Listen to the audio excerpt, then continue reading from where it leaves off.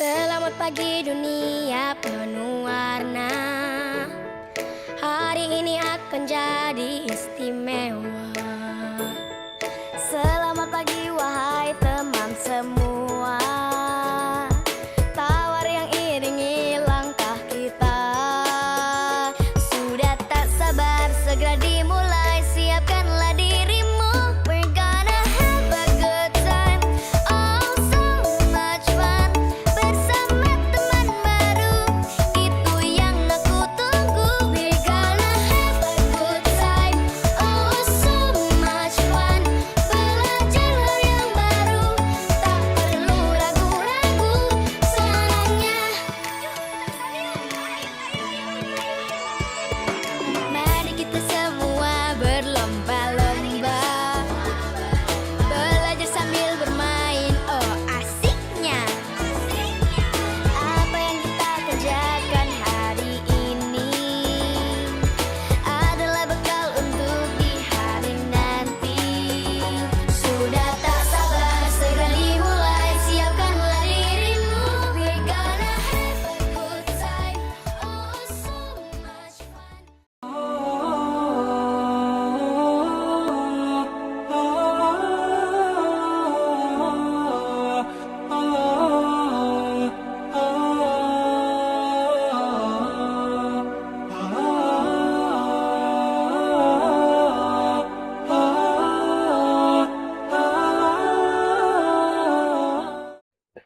Na'udzu billahi minasyaitonir rajim. Bismillahirrahmanirrahim. Assalamualaikum warahmatullahi wabarakatuh. Alhamdulillahi rabbil alamin. Assalatu wassalamu ala asyrafil anbiya'i wal mursalin sayyidina wa maulana Muhammadin wa ala alihi wa ashabihi wa man tabi'ahum bi ihsanin ila yaumiddin, amma ba'd. Yang pertama, marilah kita panjatkan puja dan syukur serta puji atas kehadiran Allah Subhanahu wa taala yang masih memberikan kita nikmat iman, Islam, kesehatan, kesempatan, nikmat bertafahku fiddin, nikmat mendalami ilmu agama Allah Subhanahu wa taala, apalagi di bulan yang mulia.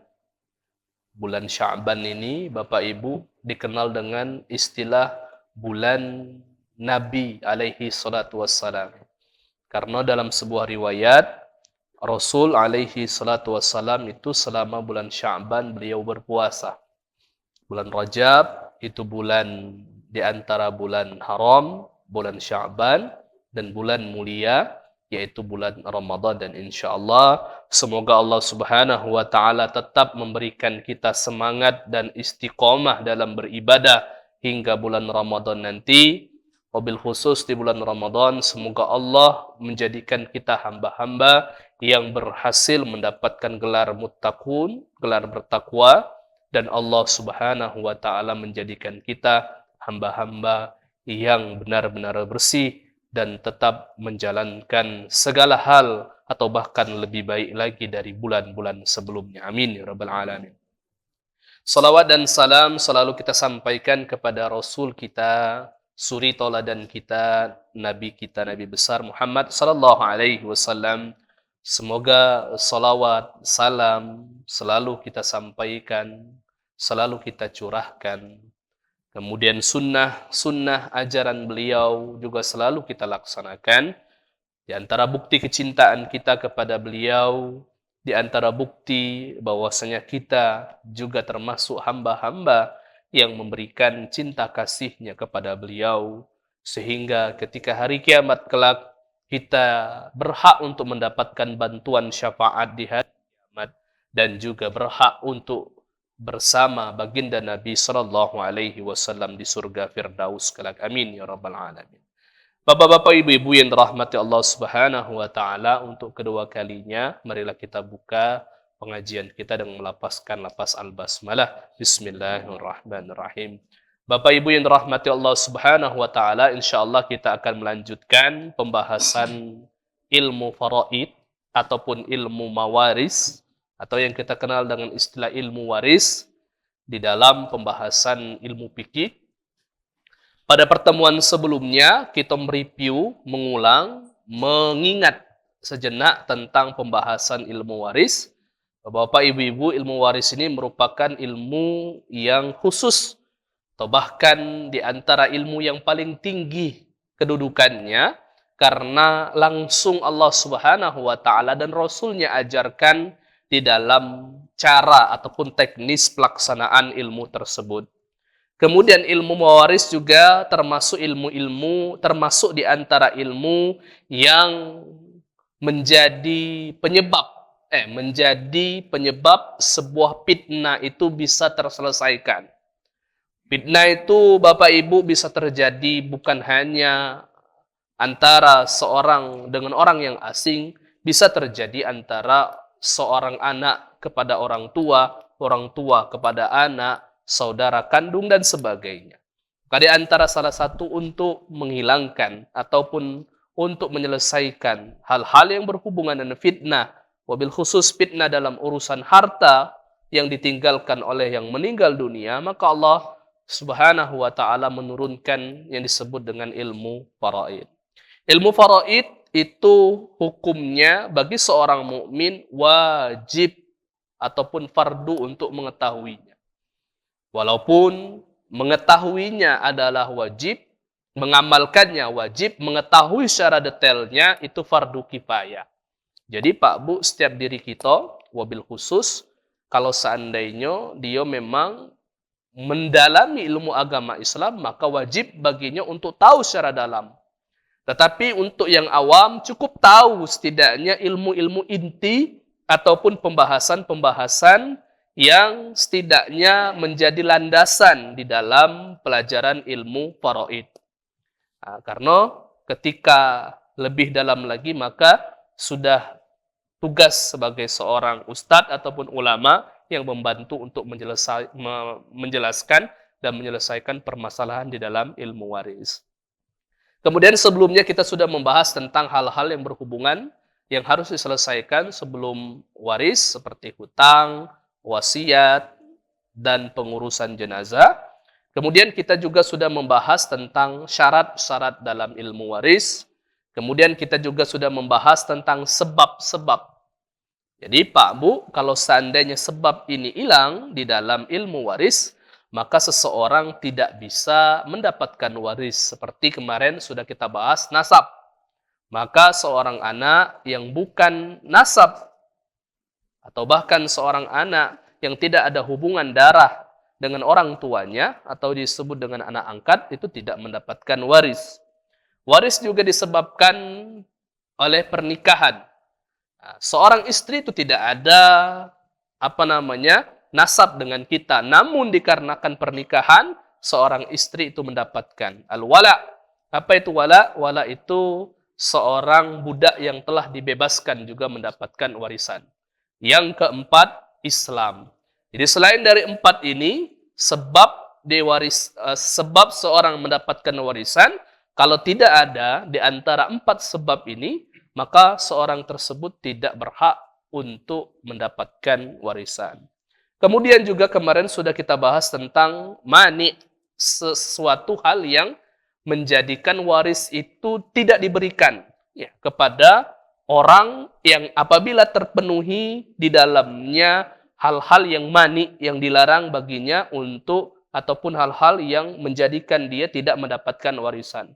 Seperti yang pertama adalah ar-riqu, seorang budak. Seorang budak tidak bisa mendapatkan waris, karena kalau dia mendapatkan waris, maka hartanya itu punya tuannya. Dan dia juga tidak bisa mewarisi, karena dia udah kasih duit. Seluruh duitnya itu, hartanya itu adalah punya tuannya. Al-qatlu, seorang pembunuh tidak bisa mendapatkan warisan.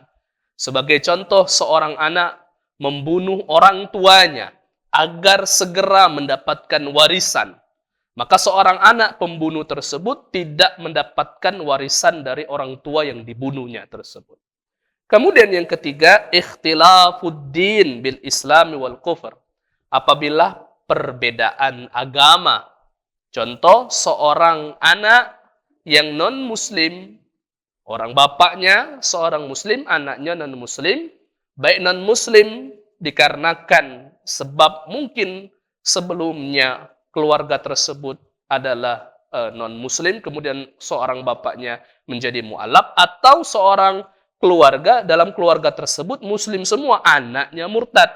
Maka seorang anak yang kafir tersebut, ataupun non-muslim tersebut, tidak mendapatkan warisan dari bapak yang seorang muslim. Kemudian kemarin juga kita sudah membahas tentang siapa saja orang-orang yang mendapatkan warisan dari segi laki-laki dan juga dari segi perempuan, dan orang-orang ataupun dari segi nasab ataupun dari segi pernikahan ataupun dari segi dibebaskan budak, itu yang mendapatkan secara mutlak. Alias kalau seandainya seluruhnya ada, nenek ada, kakek, keluarga kandung, bibi, mamang, maka hanya 5 orang yang hanya mendapatkan warisan. Ya, itu sudah kita bahas di pertemuan sebelumnya. Pada malam hari ini, insya Allah kita akan membahas, Bapak Ibu sekalian, tentang jenis yang mendapatkan warisan itu, Pak Bu. Jadi jenis di sini maksudnya apa? Pak Bu, banyak di kalangan kita mengukur ataupun ukuran harta yang didapat itu kadang satu dikira-kira. Contoh, dia ini anak tua, dia ini besar dapat. Ya. Dia ini anak bungsu, dikit dia ini dapat. Nah, itu kira-kira. Atau warisannya ini bentuknya ditentukan oleh adat istiadat. Menurut adat dari nenek moyang, si anak betina mendapatkan seluruh harta. Nah, misal anak lanang karena dialah begawi maka tidak mendapatkan harta.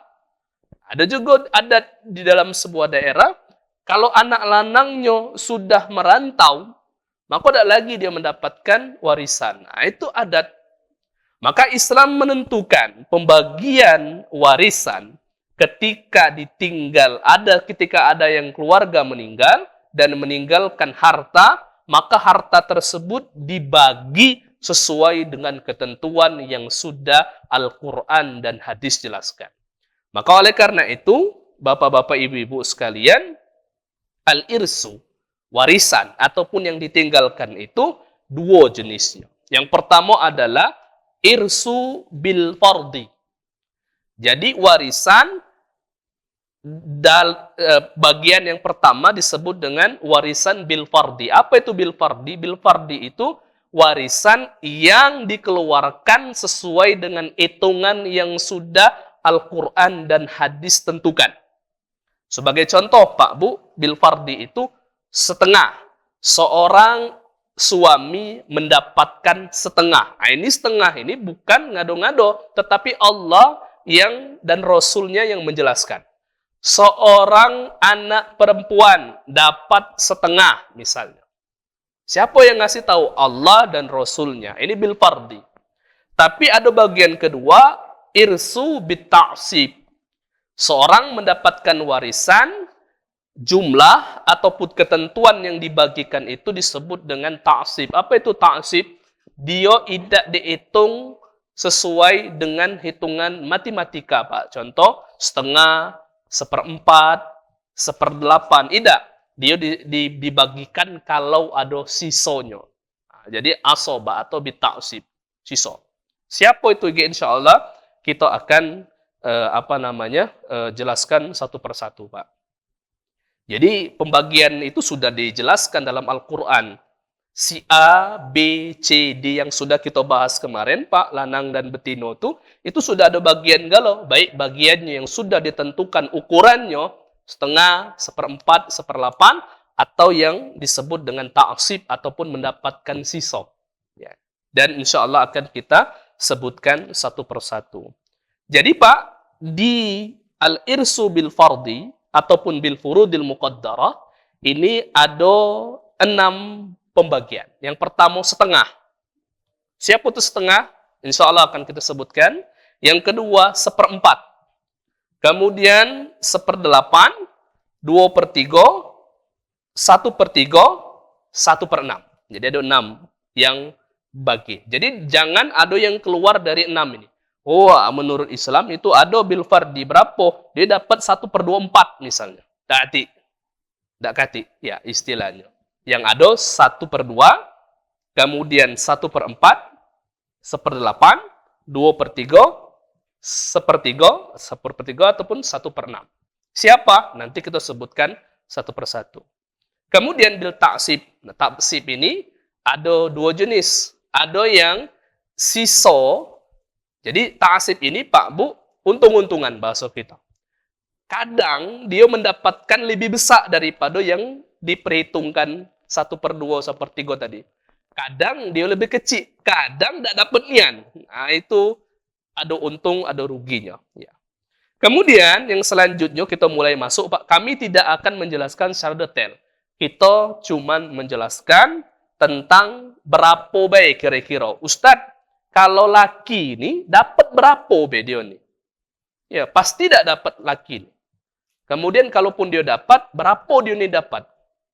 Nah, maka itu sudah ditentukan di dalam syariat. Yang pertama, mereka yang mendapatkan setengah dari harta yang ditinggalkan oleh mayit.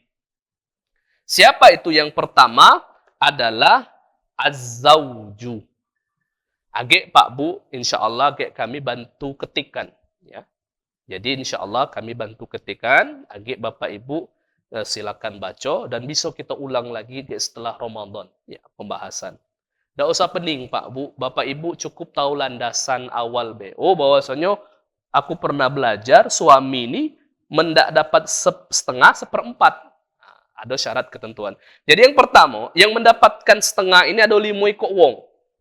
Yang pertama adalah az-zawju, suami.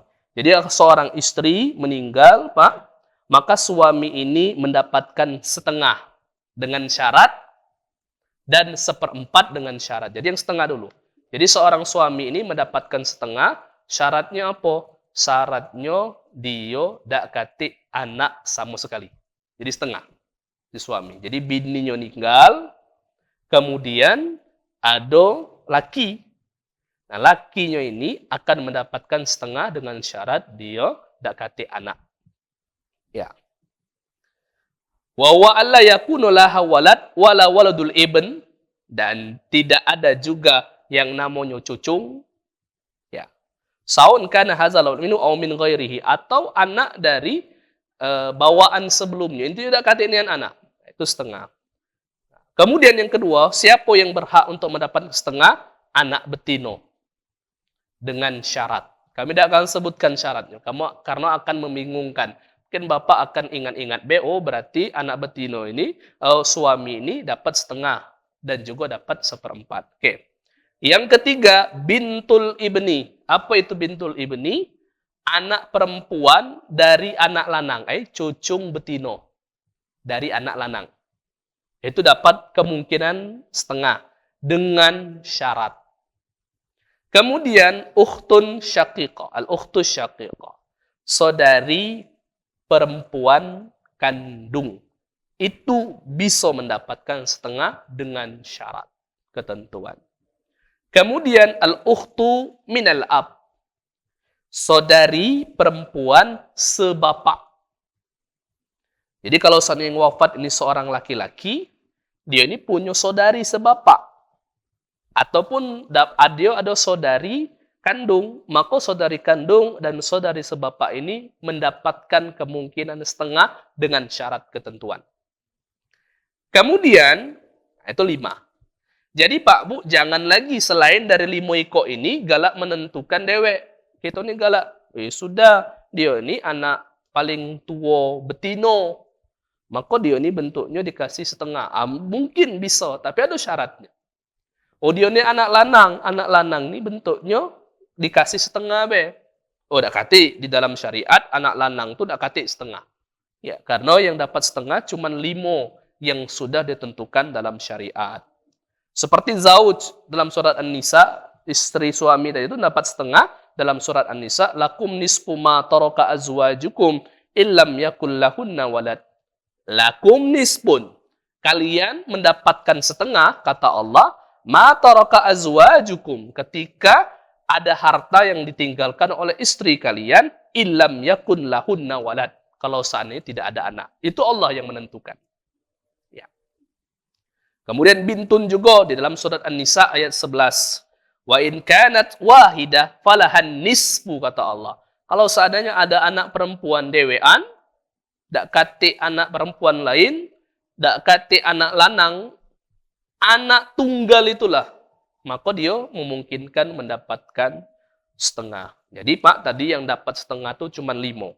Zauj, suami, anak perempuan, cucung perempuan dari anak lanang, saudari kandung, saudari sebapak. 5 itu memungkinkan bisa mendapatkan setengah harta dari yang ditinggalkan oleh yang wafat dengan syarat. Ada syaratnya, Pak. Karena kami tidak sebutkan syaratnya, Pak. Tidak cukup, Pak. Ya. Kami di Azhar dulu, Pak, mempelajari waris ini. Itu 1 semester. Ya, bukunya ini, Pak, buku. 1 semester. Ini buku waris sekali. 1 jilid ini buku waris. Ya, maka kita tidak mungkin mempelajari dan tidak ada kewajiban untuk Bapak Ibu sekalian. Kalaupun nanti kita pengen belajar lebih dalam, nah, kita bicarakan dengan Ustadz Mukarram supaya ada kelas khusus. Karena nak ngitung-ngitung, Pak. Tapi kami yakin untuk bapak-bapak ibu-ibu ladak masuk lagi nak ngitung-ngitung tuh, ya. Tapi setidaknya Bapak Ibu tahu, aku pernah dengar Ustadz, intinya suami itu tidak boleh ngambil seluruh harta. Ya, istrinya wafat. Karena suami hanya memungkinkan mendapatkan paling besar setengah. Tidak boleh menguasai dan juga memonopoli harta yang ditinggalkan oleh istrinya seluruhnya. Walaupun itu sayang nak matilah dengan istrinya tersebut. Maksimal hanya setengah. Kemudian yang selanjutnya, siapakah yang mendapatkan 1/4? Seperempat. Yang mendapatkan 1/4 cuman 2. Nah, siapa? Suami juga. Di suami ini bisa mendapatkan 1/4, bisa mendapatkan setengah. Nah, tadi yang pertama tadi, suami mendapatkan setengah kalau tidak kati anak. Tapi kalau rupanya ada anak, suami ini mendapatkan 1/4. Maka tidak kati perhitungan lain, suami cuma 2 kok inilah. Mendak dia dapat setengah, mendak dia dapat 1/4. Kemudian yang kedua, siapa yang mendapatkan 1/4? Zaujah, istri. Dengan syarat tidak kati anak. Oh, jadi kalau seandainya suaminya wafat, tinggallah seorang istri, dewean, tidak kati anak nian. Maka si istri mendapatkan 1/4. Ustadz, mana istrinya bentuknya? 2 kok, bagi 2. 1/4 tadi itu. Istrinya 4 kok, nah, bagi 4 berarti. Ya. Ya, masih banyak insya Allah. Kemudian selanjutnya 1/8. Siapakah yang mendapatkan 1/8? Yang mendapatkan 1/8 itu cuman siko. Siapa, Pak? Istri. Apabila ada anak. Seorang suami wafat, meninggalkan istrinya yang ada anak, maka istrinya tadi mendapatkan 1/8. Tapi kalau suami tadi wafat, meninggalkan istri, tidak kati anak sama sekali, dia dapat 1/4 tadi. Maka tidak kati istilahnya, Pak, ketika wafat seorang suami, istri menguasai semua harta yang ditinggalkan oleh suami. Tidak baca katanya, ini suami aku yang bendahara rumah ini. Kukuasai kalau haram hukumnya. Seorang istri bentuknya hanya paling besar 1/4 haknya yang ada di dalam harta istri dan harta suami tersebut. Itu kalau seandainya tidak kata anak. Kalau ada anak, maka dia hanya mendapatkan 1/8. Kemudian sulusain, 2/3, termasuk pembagian yang paling besar. Siapakah 2/3 ini? 2/3 ini ada 4 patiko golongan yang mendapatkan 2/3. Yang pertama adalah al-bintani fa'aksar min auladil mayyit. Apabila ada 2 anak perempuan lebih.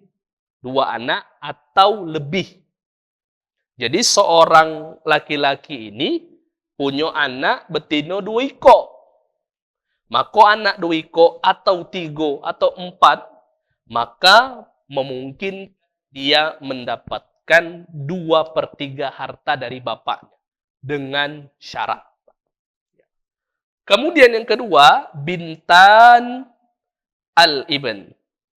Binta al-ibn. 2 anak perempuan dari anak laki-laki. Cucung betino. Rupanya dia ni anak lanangnya ni punya cucung betino 2 lebih.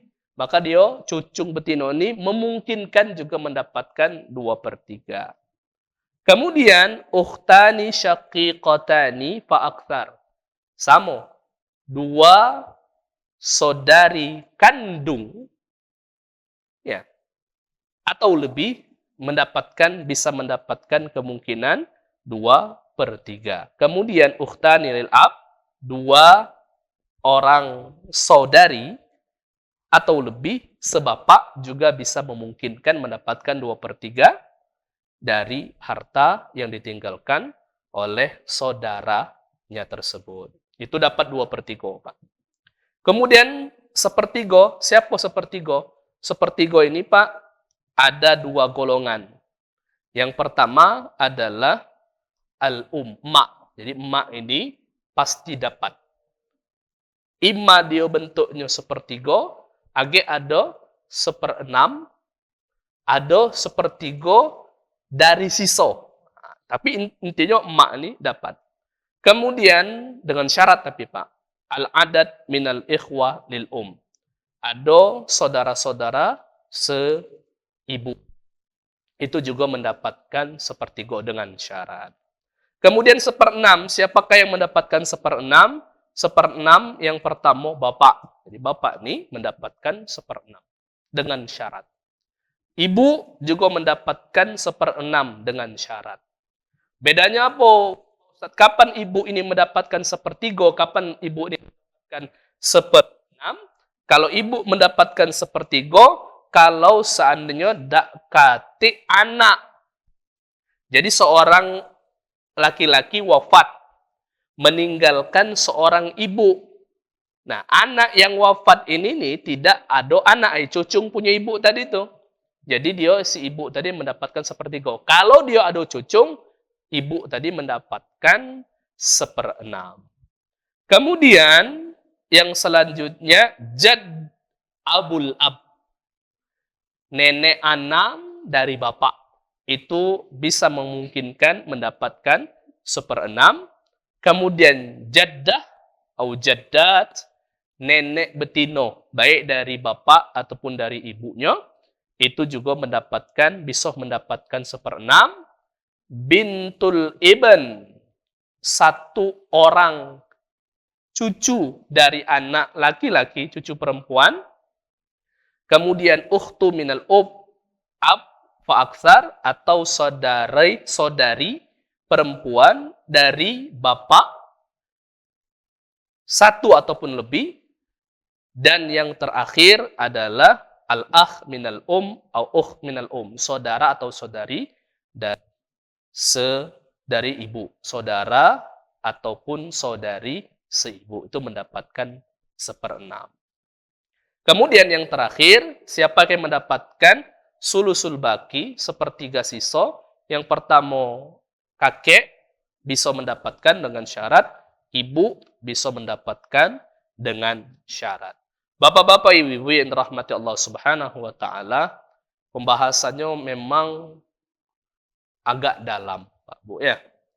Dan kami jingok juga caknya Bapak Ibu lah kepeningan ya. Pembahasan warisan. Tapi intinya Pak Bu, keinginan kami di sini selain dari yang kami sebutkan tadi, atau selain dari nama-nama yang sudah kita bahas kemarin, dari laki-laki mendapatkan 15 orang, dari perempuan ada 7 orang, dan itulah orang-orang yang mendapatkan warisan.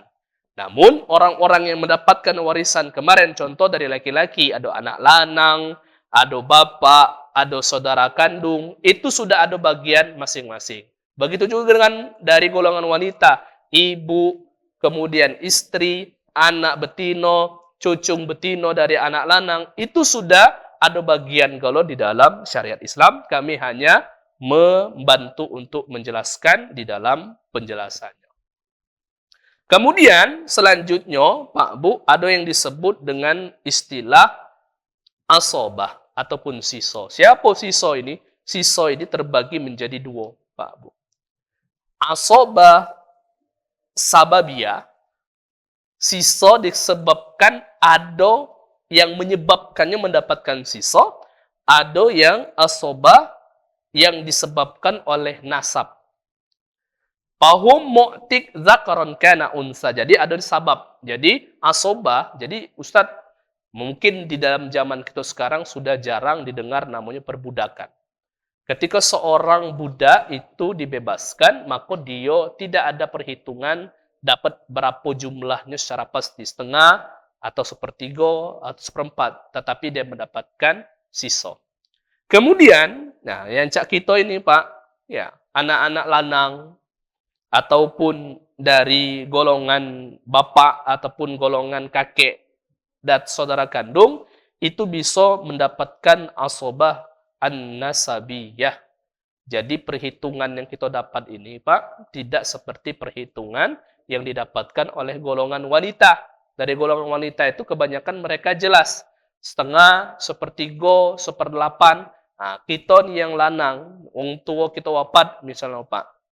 Ya, maka anak lanang ini mendapatkan asobah. Apa itu asobah? Asobah itu siso. Tadi kami sebutkan di awal, siso ini kadang banyak. Kalau tidak katik kawannya, contoh anak lanang dewek, tidak katik ibu ataupun nenek dari anak tersebut, kemudian tidak katik nenek anang, nenek betino, maka seluruh harta tadi dikasihkan ke anak lanang. Tapi kalau kumpul galo, emak ado, bapaknya ado, kemudian saudara kandung, saudari kandung ado, maka bisa kemungkinan anak lanang ini kecil ataupun bahkan dia tidak dapat apa-apa, anak lanang.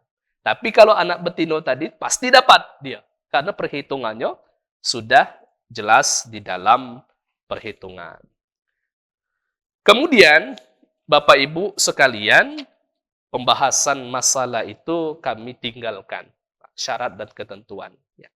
Selanjutnya adalah al-hajbu. Apa itu hajab? Hajab itu Pak Bu, ada penyebab yang bisa mengurangi ataupun menjadikan seorang tidak bisa mendapatkan warisan. Contoh, sudah kita bahas tadi, ada hajab an-nuqsan namanya.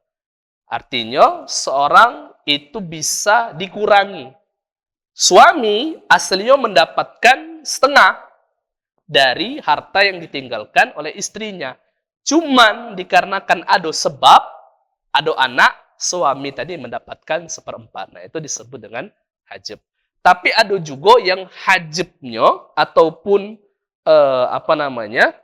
sebab tersebut hirman. Apa hirman? Dak nian dapat dia.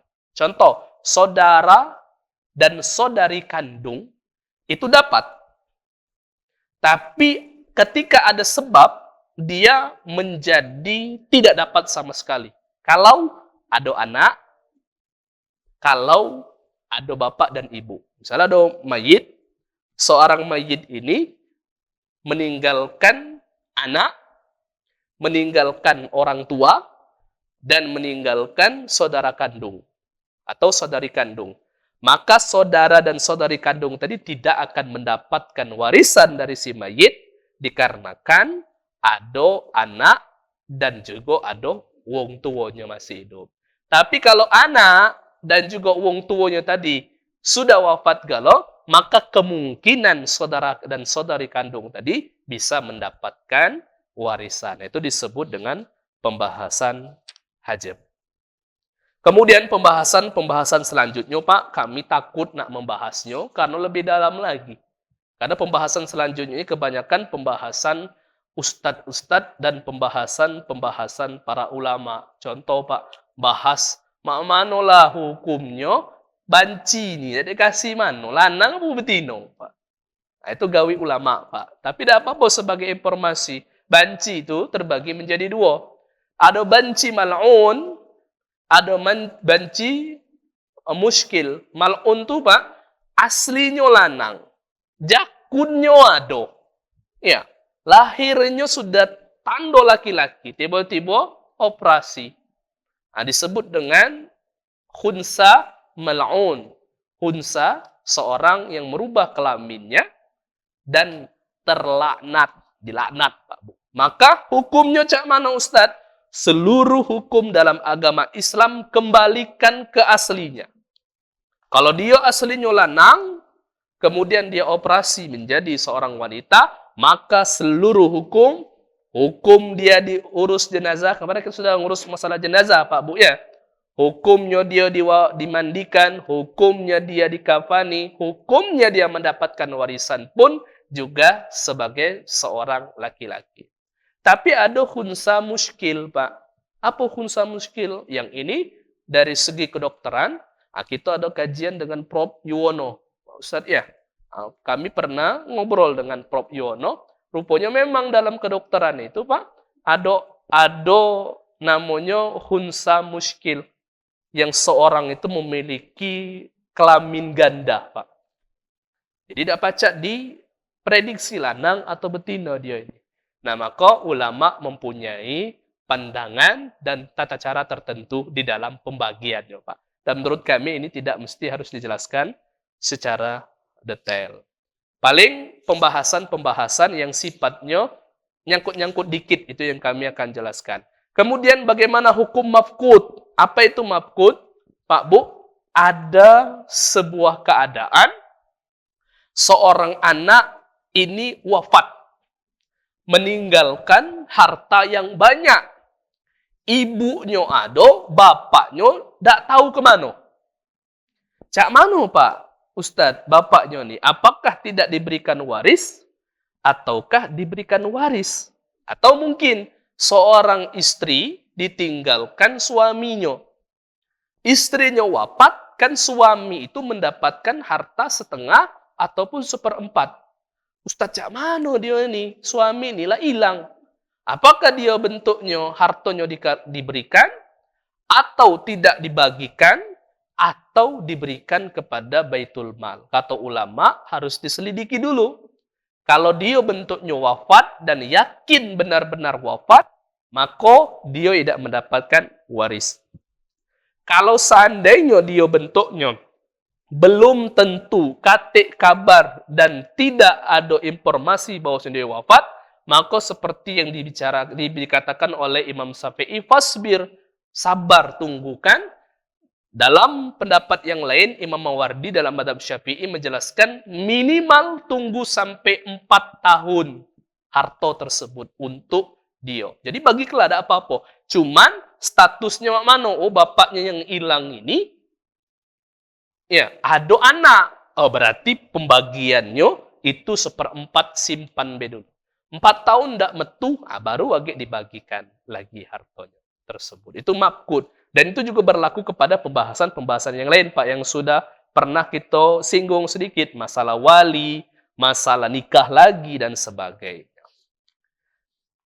Kemudian, Bapak Ibu sekalian, yang terakhir, yaitu pembahasan warisan ketika untuk seorang bayi yang janin masih di dalam kandungan. Apakah apa yang di dalam janin itu masuk dalam kategori juga mendapatkan warisan?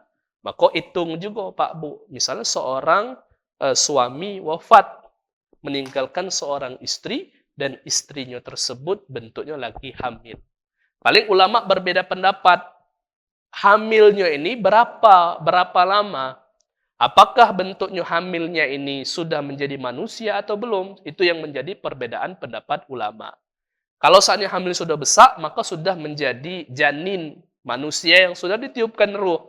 Tetapi kalau masih di bawah 40 hari, itu maka belum masuk dalam kategori manusia. Cuman itu perbedaan pendapat ulama di dalamnya. Ala kulli hal, itu tetap dibagikan. Bapak-bapak, ibu-ibu yang dirahmati Allah Subhanahu wa taala, makin jauh lagi, makin dalam, maka kami tidak akan membahas pembahasan warisan, dan mungkin menurut kami Pak Ustadz cukup di sini baik pembahasan warisnya. Jadi Pak Bu, Bapak Ibu sudah ada landasan yang awal. Siapakah apa waris? Apa itu hukum waris? Bagaimana kita harus mengamalkan warisan? Siapakah yang mendapatkan warisan? Kemudian bagaimana sikap kita ketika kita melihat seorang yang wafat. Kemudian ada keluarga yang membagikan warisan, itu sifatnya sekendak dia, sesuai dengan apa yang kami sebutkan tadi, kiro-kirologi ataupun dengan istilah adat istiadat. Hal tersebut masuk dalam kategori melanggar syariat Islam. Dan apabila dibagikan tidak sesuai dengan syariat Islam, maka kezalimanlah yang akan terjadi, sehingga aklu amwal bil batil, makan harta dengan cara batil, dan masuk dalam kategori haramun. Bapak-bapak, ibu-ibu yang dirahmati Allah Subhanahu wa taala, ada yang pengen ditanyakan, Pak Bu, atau yang pengen diperjelas, ataupun ada sebuah pembahasan ataupun permasalahan yang pengen kita kupas, silakan ahlan kalau ada. Silakan Pak. Silakan Pak Haji. Jadi yang pertama, Pak Haji, kalau seandainya seorang suami istri itu lupa tadi. Anak 4 betino. Ya, betino galong. Kemudian apakah suami mendapatkan? Pihak suami. Yang wafat pihak suami apa pihak istri? Pihak suami. Maka yang istri berarti kan masih hidup kan dengan anak betino. Si istri mendapatkan 1/8. 1/8 tadi, Pak. Bukan 1/8. Anak betino tadi, itu yang kami sebutkan tadi, mendapatkan 2/3, berbagi mereka. Seorang istri itu pasti, jadi kemarin Pak, kita sudah bahas, 5 orang yang pasti mendapatkan, pasti, nak manapun caranya dia pasti. Cuman agak berbeda baik ukurannya. Yang pertama yang pasti mendapatkan itu adalah suami atau istri, itu pasti dapat. Ada anak, dakati anak, pasti dapat. Kemudian anak perempuan pasti dapat. Cuman berbeda ukurannya. Akan berbeda juga berapa anaknya. Anak laki-laki juga pasti dapat. Kemudian ibu dan bapak juga pasti dapat. Jadi kalau seandainya wafat seorang laki-laki, meninggalkan istri dan anak perempuan yang banyak, maka kedua-duanya dapat galau Pak Haji. Cuman perhitungannya dan syarat ketentuannya itu ada. Kapan dibayarkan? Dengan syarat sudah diselesaikan galau 5 yang sudah kita pelajari kemarin Pak. Apa? Yang pertama, utang dengan Allah. Apa itu utang dengan Allah? Nazar, kemudian haji tertunda, lah diwajibkan haji, ditundanya. Zakat yang ditunda, sudah wajib zakat dia nih, tapi ditundanya. Bayar dulu. Hutang dengan manusia, banyak hutang manusia tuh, utang, pegadaian dan sebagainya.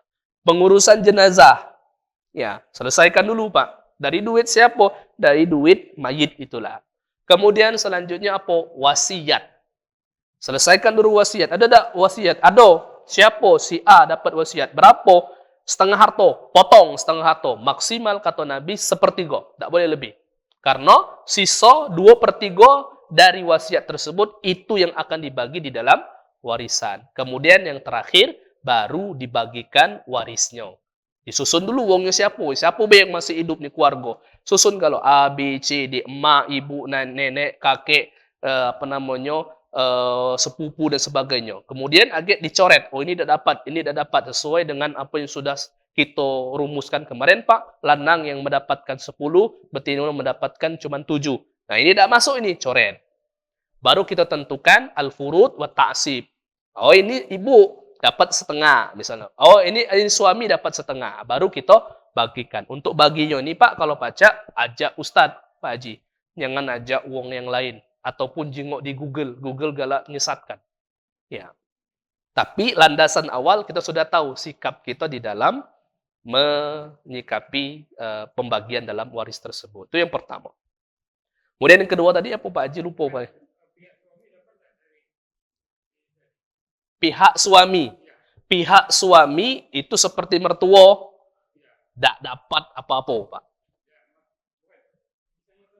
Ya, ya.